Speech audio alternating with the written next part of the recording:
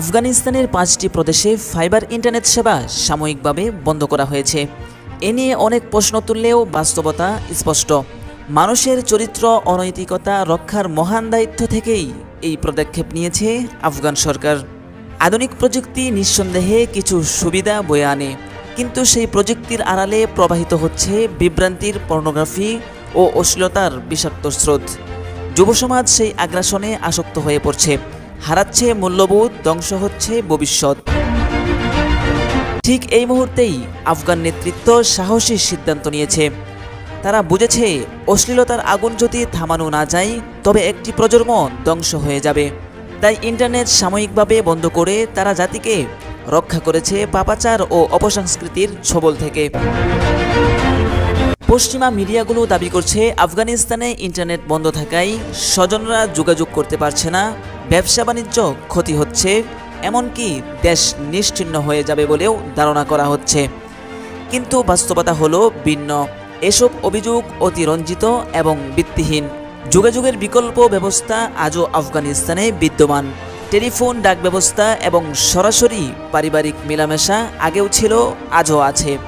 ইসলামী সভ্যতার ইতিহাস সাক্ষী, 1400 বছরের বেশি সময় ধরে মুসলিম উম্মাহ ইন্টারনেট ছাড়াই বিশ্বকে নেতৃত্ব দিয়েছে।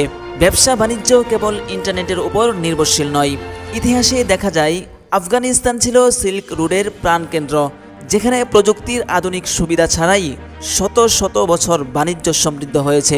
সুতরাং অল্প সময়ের জন্য ইন্টারনেট বন্ধ থাকলেও জাতির অর্থনীতি নিশ্চিহ্ন হবে, এমন দাবি ভিত্তিহীন। পশ্চিমাদের প্রচারণা দ্বিমুখী। তারা নিজেদের দেশে অশ্লীলতা ও মানবিক রোগ ছড়িয়ে যুব সমাজকে ধ্বংস করেছে। এখন আফগানিস্তান যখন নিজের জনগণকে রক্ষার উদ্যোগ নিচ্ছে, তখন তারা সমালোচনার নামে ইসলাম বিরোধী এজেন্ডা চাপিয়ে দিতে চায়।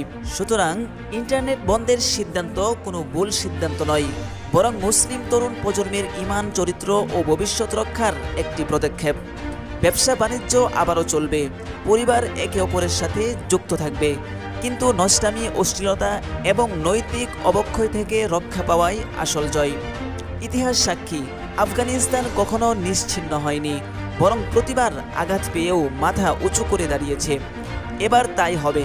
ইন্টারনেট ছাড়া নয়, বরং ঈমান ও নৈতিকতার আলোয় আফগানিস্তান এগিয়ে যাবে। ইয়ামিন আহমদ, আন্তর্জাতিক প্রেস।